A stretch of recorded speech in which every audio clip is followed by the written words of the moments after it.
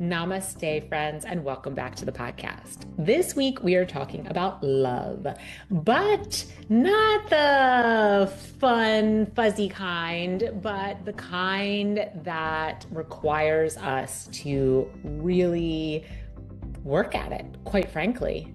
Uh, Love is truly the most important thing there is in this world, and it's really who we are as souls. And throughout every wisdom tradition, ancient wisdom tradition, there is the same essential teaching. And that is that we are not separate from one another, that we are interwoven, interconnected. We are all part of the same whole. And that the most important thing that we can do is to love one another. We see this in Christianity, in Judaism, in Hinduism, in Sikhism, in Buddhism, in all of these traditions that have survived and guided people for thousands of years, this same teaching. And I don't know about you, but when I see something show up over and over again in traditions that have been alive for this number of years, and combined with that, when that teaching really resonates, like when I feel like there's a real internal knowing of its truth, I sit up and pay attention, right? I really dive into that because that's where we find truth. We find truth in traditions that have stayed alive and guided people and that are saying the same things, and that even now science is backing this ancient wisdom. There is so much science out there showing that that is the truth, that we are all one being and we are all the same, regardless of how we may appear to be very separate and very different on the outside. And that there is really no higher resonance than that of love. So that's what we're going to talk about today. We're going to talk about love, and particularly loving when it feels hard, because loving is not always easy. It can be very difficult. But the harder it is to love someone, it's perhaps those are the most important people that you need to love in your life. And that's a spicy comment that I just made there. So I will make sure to dive much deeper into that and what I mean by that in this episode. But before we do that, I just wanted to remind you that this week is the monthly Sangha. It's happening this Wednesday. I will put a link to sign up in my show notes, but you can also find it over on my Substack page. And this is a monthly gathering of like-minded women who really enjoy diving deep. They really enjoy exploring spiritual concepts so that they can put them into practice in their everyday lives. And why is that important? Why do we enjoy doing that? Because this is how we find freedom in our lives, how we unchain ourselves from everything that is keeping us stuck and caged and separate from our essential or true self. And this series that I'm currently doing is on the kleshas, which in yoga are the 5 roots or causes of suffering for all human beings. So any form of suffering that you have ever experienced or will ever experience in your life falls into one of these 5 buckets. And so what yoga philosophy says is that we don't have to suffer, that these are the causes of suffering, but they are because we are not living from our truth, and we are not recognizing what we're doing that's actually creating our own suffering. And so as we go through them each month, we're coming to realize how we are contributing to our own suffering, and what we can do to alleviate that and set ourselves free. So this is month 3 that we've been working on these kleshas, and you don't have to have gone to the other 2. They are independent of one another. So please feel free to show up to this one if you haven't been to the other 2. And we run it the same each month. I dive deep into teaching you about whatever the topic is. And then we meditate, we journal, we reflect, and we share. And of course, sharing is always optional. No one is required to share, but what I've been finding each month is that people are really loving the sharing. They want to share because it feels good to be in community with like-minded people who are going through similar things. You know, they might not be going through the exact same scenario, but the emotions that they are left holding from what they're going through are very similar. And so it's a great way to support one another, to show compassion for one another, to realize that you're not alone, that there's not something wrong with you or your life, that this is just the journey of life. And the way that life is going to grow us through our challenges is different for each person. We'll all be grown through different scenarios, but the growth is the same, and the pain and the struggle is the same, and the freedom is the same too. So, this is what we do together, and it's a beautiful community. So, I invite you to either head over to my Substack page, which the link for that will be in the show notes, or just you can just sign up using also another link that I put in there. Either link will get you to the same place, which is signing up for this monthly Sangha. If you can't make the Sangha for whatever reasons, you have a busy life, it will be recorded and it will be uploaded to my Substack page. So if you sign up and you think you can make it, but then it falls through, or if you even know you can't make it, but you want all of the information and the practices, then sign up and then head over the following day, that Thursday, it will be uploaded onto my Substack page. Okay, so now on to this week's topic, which is loving when it feels hard.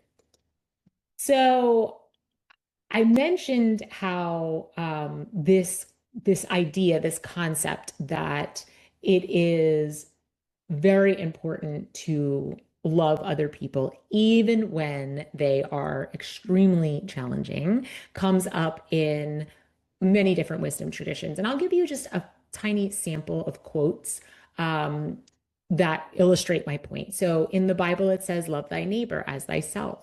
In Hinduism, it says, he who sees all beings in himself and himself in all beings has no aversion.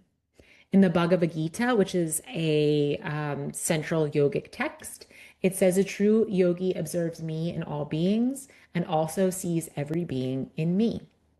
Sikhism says, no one is my enemy and no one is my stranger.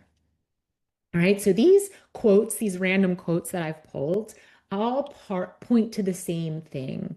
We can call, our source God, consciousness, divine, Buddha nature, Allah. There are countless names for a higher power, and each tradition uses different languages, and they have many different traditions that are part of their particular tradition, but the essence of the teachings is the same. We're not separate from one another. And beneath all of our differences, our personalities, our opinions, our wounds, this is a big one, our beliefs, our stories, right?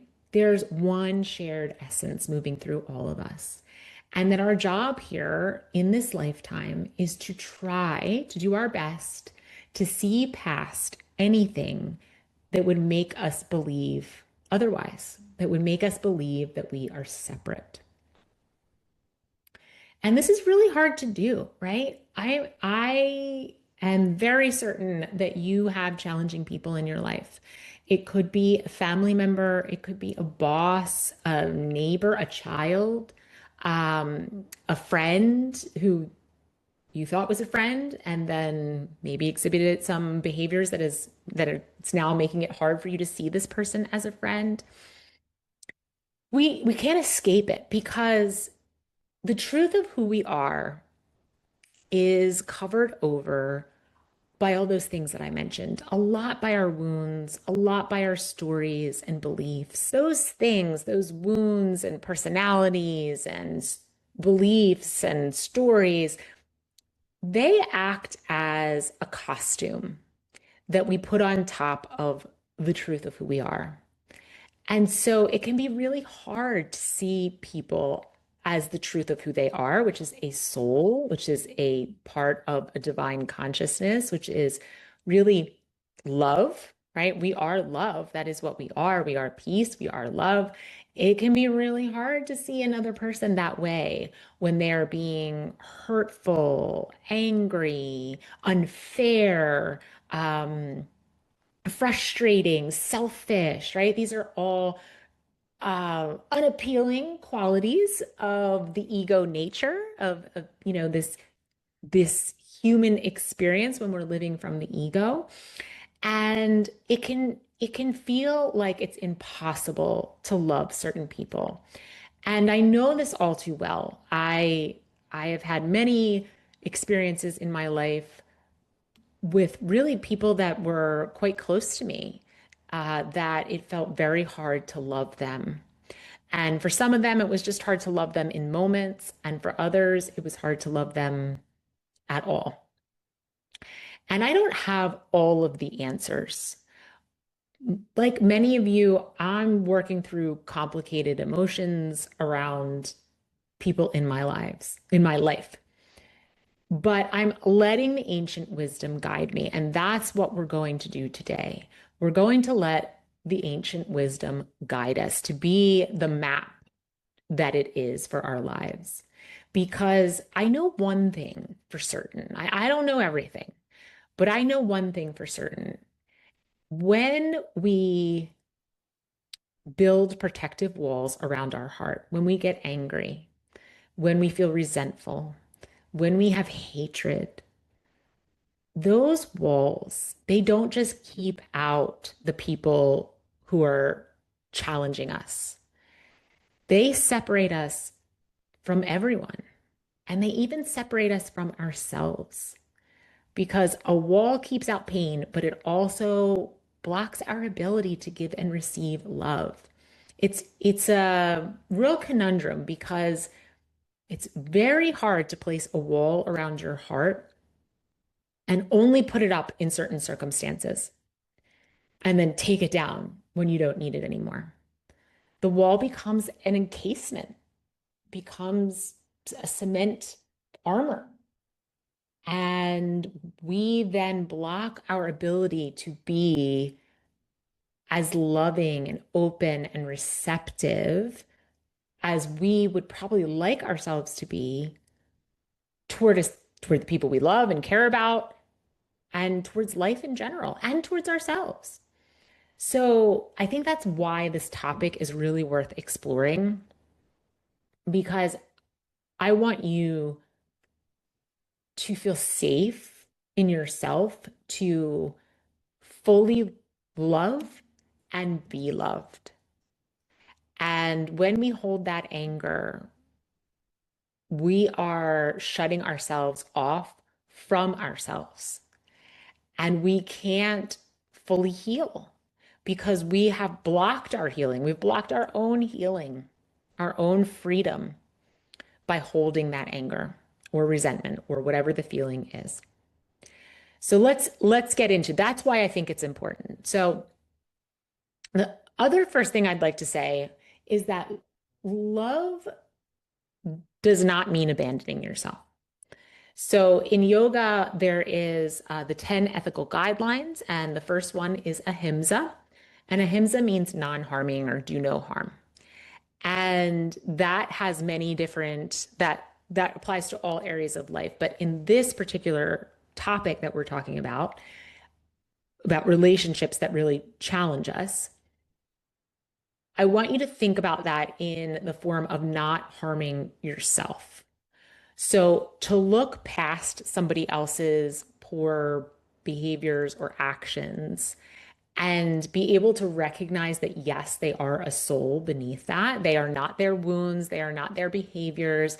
They are a soul beneath it. To be able to do that is not an invitation to remain in relationship with someone who harms you. Okay, so we practice ahimsa first, non-harming first. I will say it flat out, and I've had some in my own life. Some relationships cannot and should not be saved. Flat out, no question, right? Some of them have to go. And we can recognize someone's divinity. We can choose to see past those harmful behaviors and see who they really are underneath of them, while also creating the distance that we need to keep ourselves safe on all levels. So I want to say that before we get further into this episode. Loving does not mean you keep someone in your life if they don't belong there, but you can still love them. And you can still recognize who they are, and you can still understand that what they're doing comes from a place of pain and a place of being unhealed without subjecting yourself to that. Okay, so let's just take a moment and maybe bring someone to mind that you find really, really just really challenging to love, right? Again, this could be a boss, a coworker, a family member, not someone who's done really terrible things to you, but someone who just gets under your skin. Like they just annoy you. You don't believe that the way they live their life is right. Maybe you think they're selfish or immoral or just flat out a jerk, right? Like there's just something about this person that gives you that like sensation inside, right? You don't want to be around them, you don't want to talk to them, but unfortunately you have to, right? If it's a coworker, right? Unless you quit your job, you're still talking to them. If it's a neighbor, they live next to you. So what are you going to do, right? So somebody like that. So how do we start seeing past these behaviors? How do we, decide that we're going to disengage from this anger? We're going to take that wall around our heart down. And the first step really is to recognize that when you feel that way, when you feel the anger and the resentment and the frustration and the ick factor and the disgust is a big one, you've been pulled off your center, right? You are no longer in the seat of the soul. You are no longer in the higher self. And that's okay. I'm not saying there's any shame or blame that goes along with having those feelings and recognizing that you've been pulled off your center, right? We're human. We're going to have emotions, and emotions are great because they give us a lot of information about what's acceptable to us and what's not, and what's healed and what's not, and where our work lies, quite frankly. But once you recognize it, once you're like, oh my gosh, that person, they just drive me up a wall, or I just really don't like them. It could even be someone who's like honking at you in traffic, right? And wanting you to go faster, even though the car in front of you is like you slam into them if you went any faster, right? Someone like that. Once you see, oof, I've got pretty strong emotions rising here and they're unpleasant ones, that's the moment to pause. You recognize it, you see it, and you take a few deep breaths and you ground into your body. And maybe, depending on your belief, you ask for a little help. So you ask your higher power, whatever that looks like, whatever name you use, whatever feels good to you. You ask something bigger than you for the ability to come back into your center, come back into your higher self, detach from this response, this kind of knee-jerk reflexive response that you may want to have, which our responses are our wounds, just so you know. So when you find yourself really ready to go off on somebody, that's your egoic response to an unhealed wound. And we all have them, okay? There's again, no shame, no blame. Everything that I say here today is just part of the human experience. But if we want to be free, if we want to be free in our lives, we have to start becoming aware. And we have to start choosing differently because so much of life comes down to a choice. So much of your ability to be free comes down to the decision to be free and then doing what you need to do to free yourself. No one can free you. Only you can free yourself. So when you start seeing this knee-jerk reaction that you want to have in response to somebody else's, behavior, something they did or something they said, that's your moment to pause, take a few deep breaths, ask for a little guidance. Maybe it's from nature, right? Maybe nature is your higher power or that's something that's bigger than you. And choose how you want to respond. Just choose, right? What actually is happening here, right? Why am I so triggered? And then how do I want to actually respond in this situation in a way that serves me, in a way that doesn't rob me of my peace, in a way that doesn't leave me feeling regretful or carrying, right? We can carry it with us. Someone can say or do something and maybe we, have a fit of anger where we just hold that anger in, but we feel it internally, whatever our response is, and then it stays with us for the whole day, maybe for the whole week. We're just festering and holding this anger. So is that in service to you? Right? That's what we have to think about. Is that what I want for myself, this poisonous energy inside of me? Or do I want to choose to let that go? Do I want to choose to return to my peace?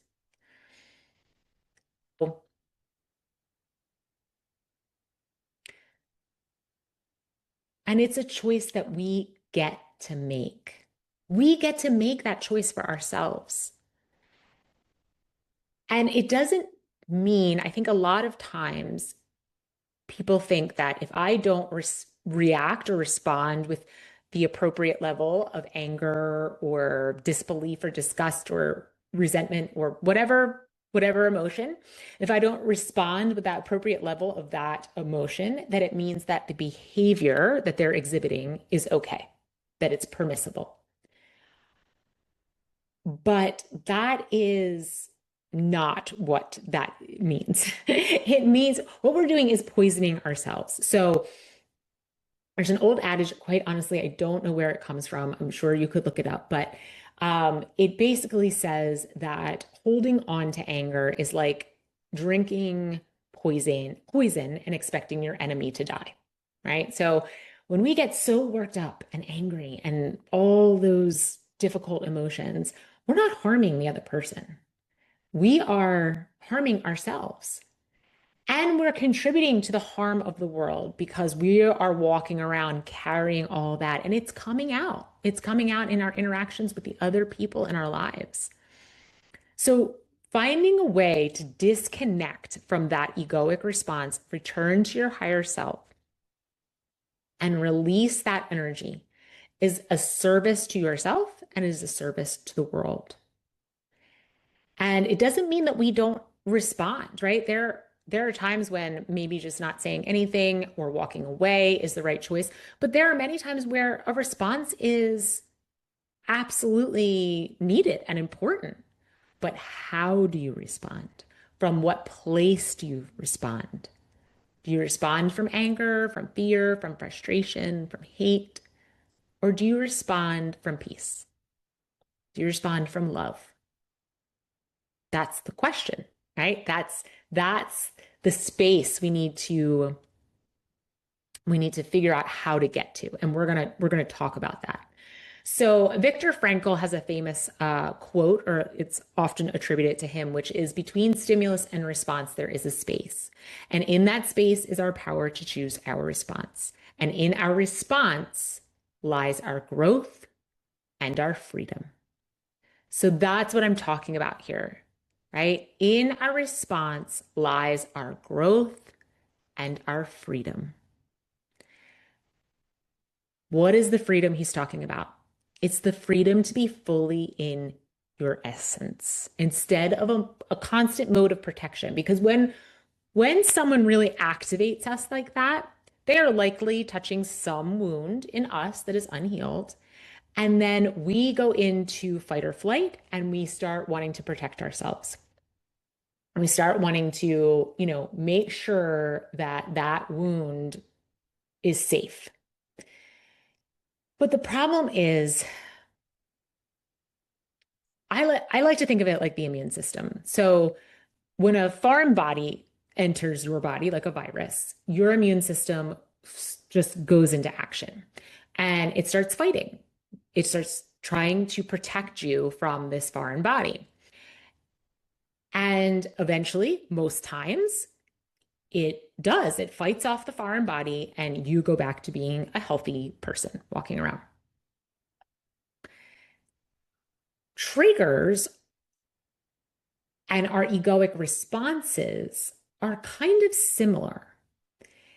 So, what happens is the ego acts almost like the immune system. So, something triggers a wound, just like a virus entering the body. And the ego's like, danger, danger, just like your immune system says, danger, danger. And it activates, just like your immune system activates. But here's the difference: your immune system heals, your ego just tries to protect you from the pain, from the pain of reactivating that wound. And it does that by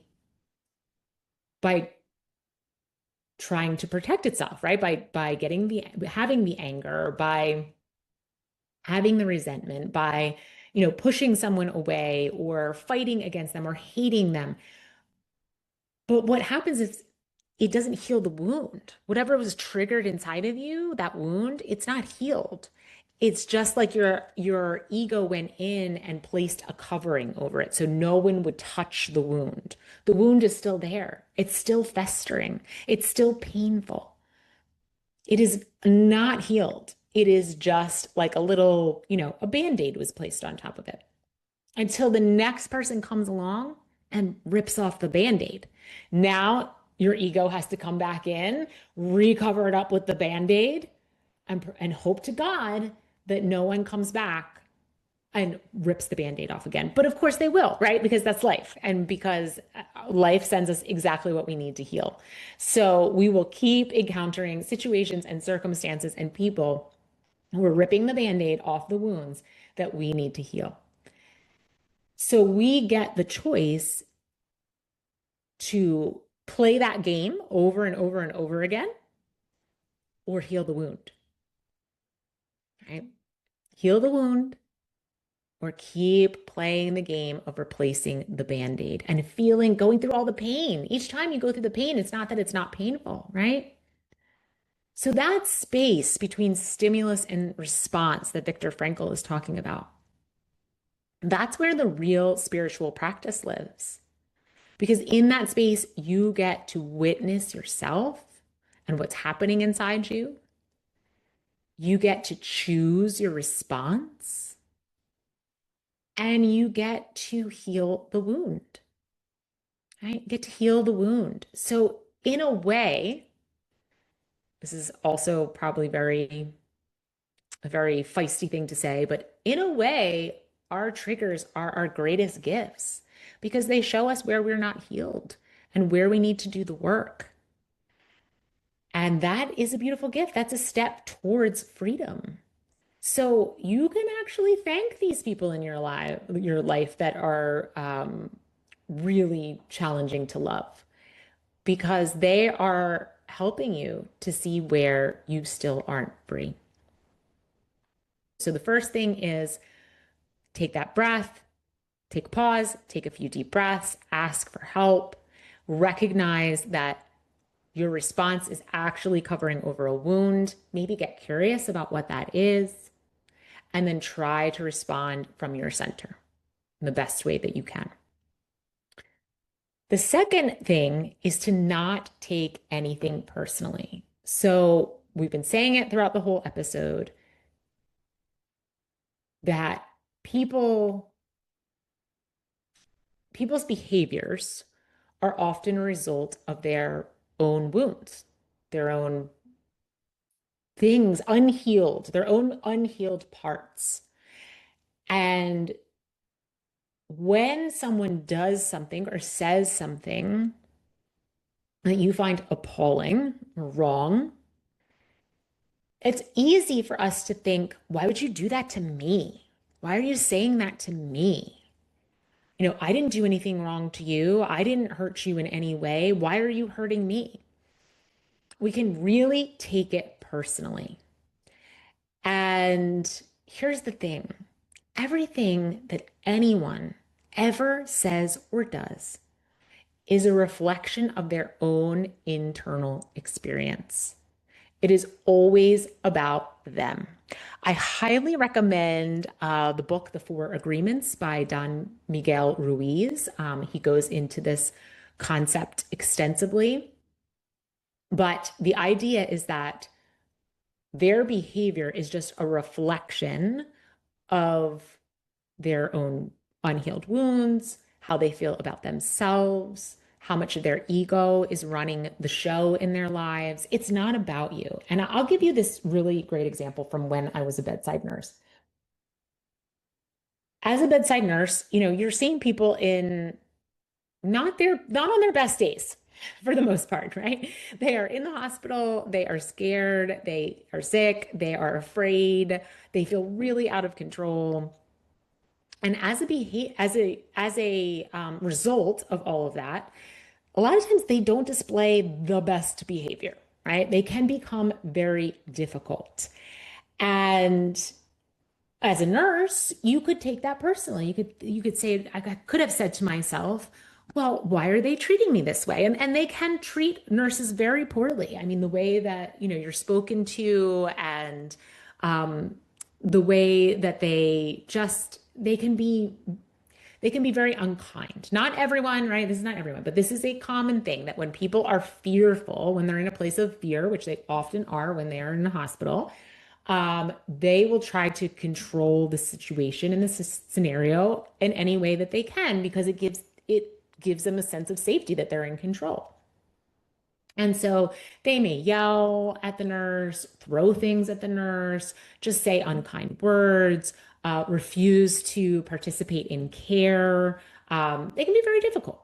Okay. So it happens.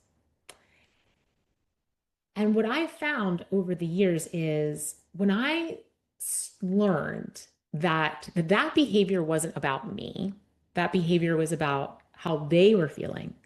And I continued to show up into their room with loving kindness, continuing to be respectful, continuing to ask them what their needs were and fulfill them to the best of my ability, to show up when I said I would show up, right? If I say I'm going to be back in 15 minutes, to be back in 15 minutes, to communicate clearly with them about what was happening with their care and what they could expect with their care.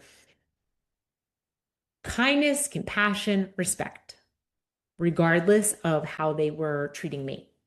And that was okay because I knew it really wasn't about me. What happened for them is that they felt safe. And then everything started to turn around, right? You can actually get fired as a nurse. I don't know if you know that, but patients fire their nurses, which means they basically tell a nurse to get out of their room and never come back, right? And this often happens when a patient is being really difficult and the nurse responds by essentially saying, don't do that. You're not going to treat me this way, et cetera, et cetera. And the patient will say, get out of my room and don't come back. And I can tell you with 100% truthfulness, I was never fired by a patient. And I was never fired because I saw the behavior for what it was. And then I helped them to feel safe. And then they completely turned around. Did you ever hear the expression, kill them with kindness? That was an expression I heard a lot when I was growing up. Kill them with kindness.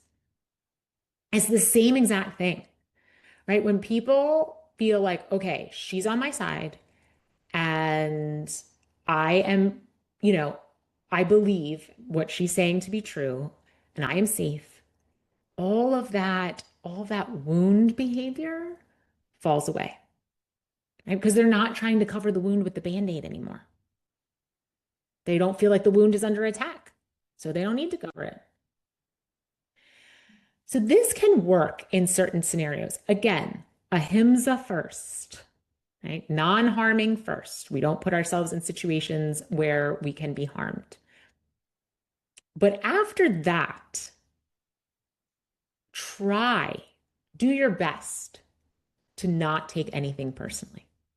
Because when you don't take it personally, it goes back to what we said right before this. When you don't take it personally, it's very easy then to sink into your higher self, to get out of the ego, and respond from a place of love and peace instead of a place of anger and resentment.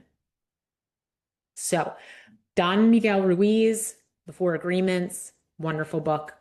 Check that out. Okay, here's another one. Seeing the good without denying the harm. People are complicated beings. I don't think I need to tell you that. You've lived long enough to know that people are super complicated. So you can have people in your life that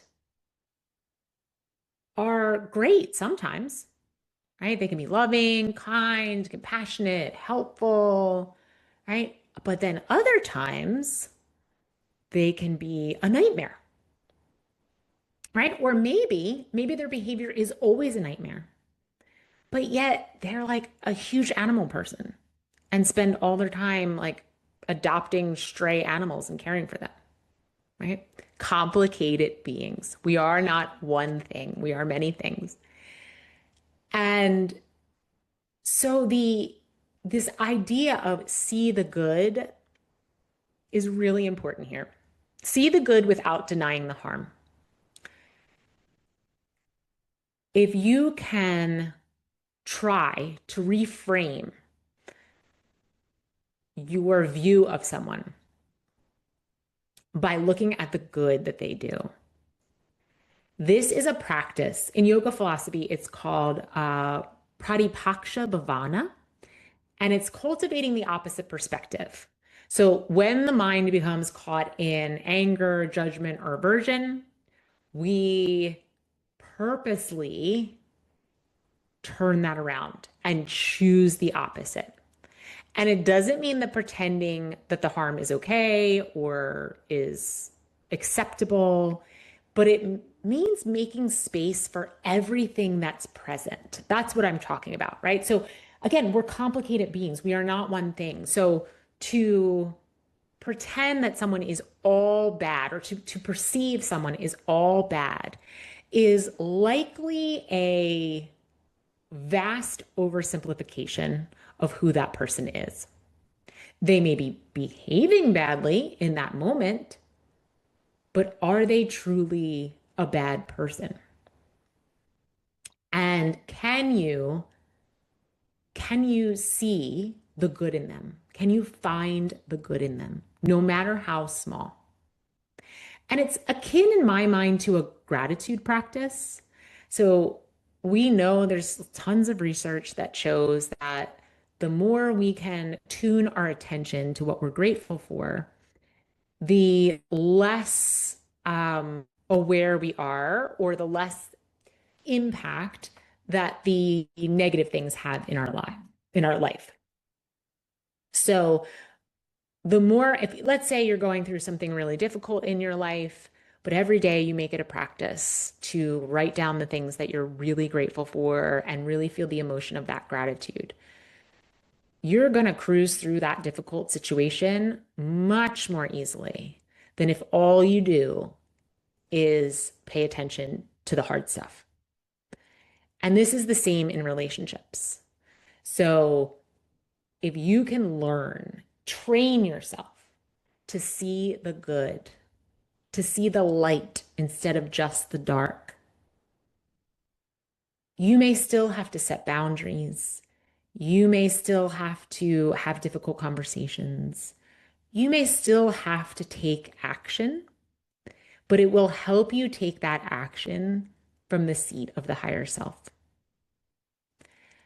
And it's not always easy. Sometimes you're reaching, you're reaching for what you can find that's good about someone.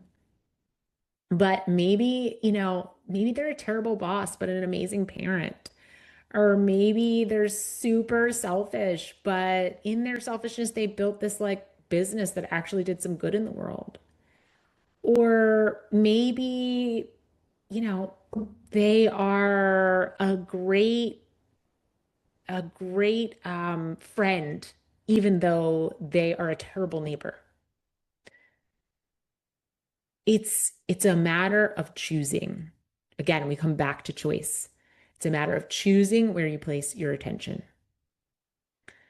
So I think that's enough for this week. I think I'm going to turn this into a two-part series because it's a lot. It's a lot. So let's just review what we talked about, right? We talked about how important it is to love other people, including those who are extremely difficult, right? And how when we don't, when we're not capable of that, we really are harming ourselves. We're really placing walls around our own hearts and harming ourselves. We've talked about why people are often difficult, why we can, encounter these difficult people in our lives, that they're acting from their wounds, from their stories, from their beliefs, and how that's not the truth of who they are, right? That's the costume that they wear that hides the truth of who they are. We talked about ahimsa, non-harming, right? So we can see someone for the truth of who they are, right? We can sit back into the higher self, see them as a soul, as they are, and still protect ourselves, non-harming. We talked about the pause, the importance of the pause, taking some breaths, recognizing when the ego has been activated, and then choosing to unattach from that ego response, maybe asking for some help from a higher power to do that, and to respond from love instead. And then we talked about the freedom that exists there, right? That we actually should be thankful to these very difficult, challenging relationships that we have because they show us where we're not free. And then we get to choose. We get to choose to heal the wound or just cover it over with a band-aid. We talked about not taking anything personally because everything is a reflection of someone else's internal environment. It is not about you. And then lastly, we talked about seeing the good without denying the harm. And it's a difficult balance. This is not easy. And I wrote two posts about this on my Substack, and I wrote it because a friend of mine was having trouble with this, and I know it's a common problem, and so I decided I would write about it. And in the intervening couple of weeks, I actually have had a personal situation that has really required me to go back and read my own work and remind myself of what is important and how to love when it feels hard. So it's a practice just like all the other things that we talk about. It is a choice and it is, something that we can cultivate over time. And we may get pulled out of our center, right? You may find yourself being pulled into anger as I was just a few days ago. And then you get to choose. You get to go back and choose. And that's the freedom too, right? There's freedom in healing the wound, but it does take time. But the freedom to choose is also a tremendous gift that we don't have to be locked in the cycle. We don't have to believe that the only way of existing is the way we've been existing. And I think that's a tremendous gift. So we'll pause here. We will go over to my Substack and read the posts if you want to, go into this even more. And next week I'll be back and we will talk about the second part of loving when it feels really impossible. Namaste, friends. Have a great week.